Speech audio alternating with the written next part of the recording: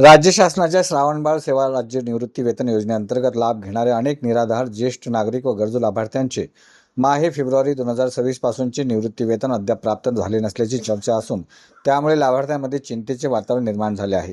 या योजनेतील लाभार्थी आर्थिकदृष्ट्या दुर्बल असून त्यांचा दैनंदिन खर्च, औषधोपचार, अन्नधान्य खरेदी तसेच इतर अत्यावश्यक गरजांसाठी या मासिक अनुदानावर मोठ्या प्रमाणात अवलंबून असतो। मात्र गेल्या काही महिन्यांपासून अनुदान जमा न झाल्याने अनेक लाभार्थ्यांना आर्थिक अडचणींचा सामना करावा लागत आहे। विशेषतः वृद्ध, निराधार, महिला, दिव्यांग व एकटे राहणारे ज्येष्ठ नागरिक यांची परिस्थिती अधिक बिकट झाली असून शासनाने तातडीने रखडलेले अनुदान वितरित करावे अशी मागणी लाभार्थी व सामाजिक कार्यकर्त्यांकडून केली जात आहे।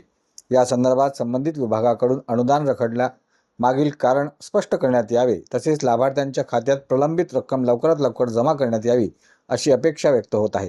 दरम्यान शासन स्तरावर आवश्यक निधी उपलब्ध करून लाभार्थ्यांना दिलासा देण्यासाठी त्वरित कारवाई होणे गरजेचे असल्याचे मत नागरिकांमधून व्यक्त होत आहे।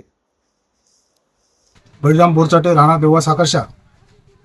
माझ्या ग्राहक सेवा केंद्रामध्ये दररोज श्रावणबाळवाले पगारवाले जी काही माणसं आहेत, महिला वर्ग आहे, ते दररोज पैसे तपासण्याकरता चौकशी करतात आणि विचारतात बा श्रावणबाळचा पगार कधी येणार।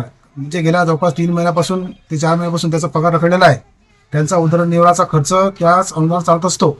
तरी शासनाला माझी कळकळीची विनंती आहे की श्रावणबाळाचे रखडलेले जे पैसे आहेत ते त्वरित त्यांच्या खात्यात टाकावे आणि त्यांचा जो उदरनिर्वाहाचा खर्च आहे तो त्यांना देण्याचा प्रयत्न करावा। कारण की ते नेहमी माझ्याकडे येतात आणि रोज तपासतात। मला सुद्धा रोज त्याचा पैसे तपासून त्यांना सांगावं लागतं, झालं नाही ते बिचारे इथून नाराज होऊन निघून जातात।